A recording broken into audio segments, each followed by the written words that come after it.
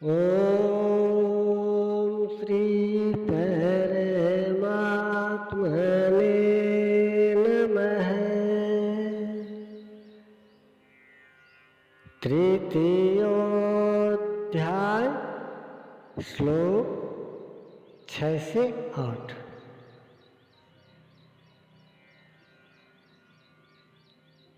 कर्मेन्द्रियाणि संयम्य ये आस्ते मनसा स्मरन् इंद्रियार्थान् विमूढात्मा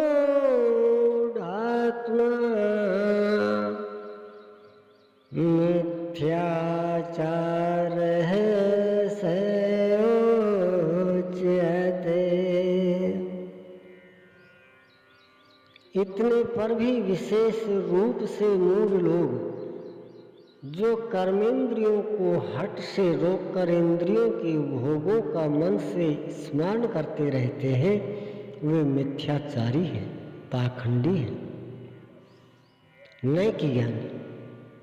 सिद्ध है कि कृष्ण काल में भी ऐसी रूढ़ियां थी। लोग करने योग्य क्रिया को छोड़कर इंद्रियों को हठ से रोककर बैठ जाते थे और कहने लगते थे कि मैं ज्ञानी हूँ, पूर्ण हूँ। किंतु श्री कृष्ण कहते हैं कि वे धूर्त हैं। ज्ञान मार्ग अच्छा लगे या निष्काम कर्म योग, दोनों ही मार्गों में कर्म तो करना ही पड़ेगा।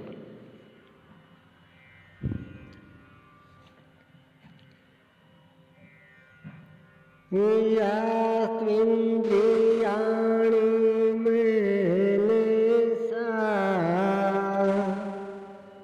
नियम्य रभतेर्जुन कर्मेन्द्रियैः कर्मयोगम्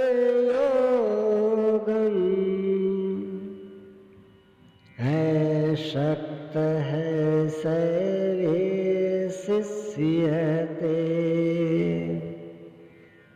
अर्जुन, जो पुरुष मन से इंद्रियों को वश में करके जब मन में भी वासनाओं का स्फुरण न हो, सर्वथा अनासक्त हुआ कर्मेंद्रियों से कर्मयोग का आचरण करता है, वह श्रेष्ठ है। ठीक है, समझ में आया कि कर्म का आचरण करें, किंतु यह प्रश्न खड़ा होता है कि कौन सा कर्म करें। इस पर कहते हैं नियतं कुरु कर्म त्वं कर्म ज्यायो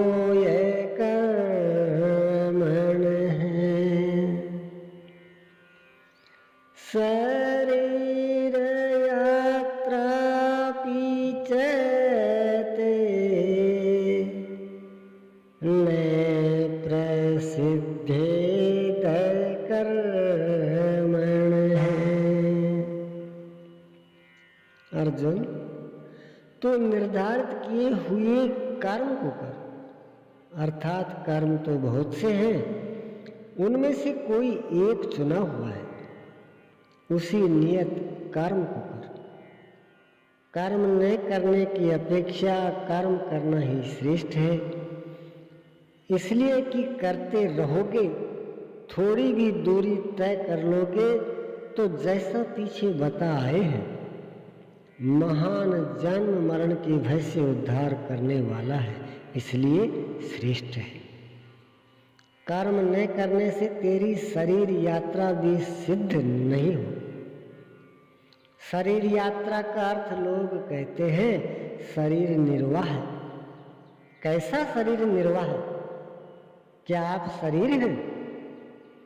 यह पुरुष जन्म जन्मांतरों से युग युगांतरों से शरीर की यात्रा ही तो करता चला आ रहा है। जैसे वस्त्र जीर्ण हुआ तो दूसरा तीसरा धारण किया, इसी प्रकार कीट पतंग से मानव तक, ब्रह्मा से लेकर यावन मात्र जगत परिवर्तनशील है। ऊपर नीचे योनियों में बारंबार यह जीव शरीरों की ही तो यात्रा कर रहा है। कर्म कोई ऐसी वस्तु है जो इस यात्रा को सिद्ध कर देती है, पूर्ण कर देती है। मान ले एक ही जन्म लेना पड़ा तो यात्रा जारी है, अभी तो पथिक चल ही रहा है। वह दूसरे शरीरों की यात्रा कर रहा है।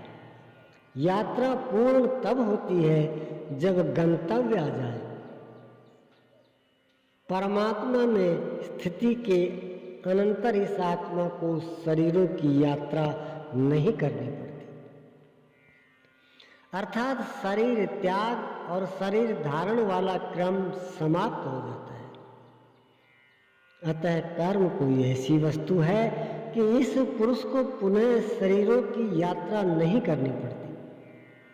मोक्ष यसे सुहात। अर्जुन, इस कर्म को करके तू संसार बंधन अशुभ से छूट जाएगा। कर्म कोई ऐसी वस्तु है जो संसार बंधन से मुक्ति दिलाती है। अब प्रश्न खड़ा होता है कि वह निर्धारित कर्म है क्या? इस पर कहते हैं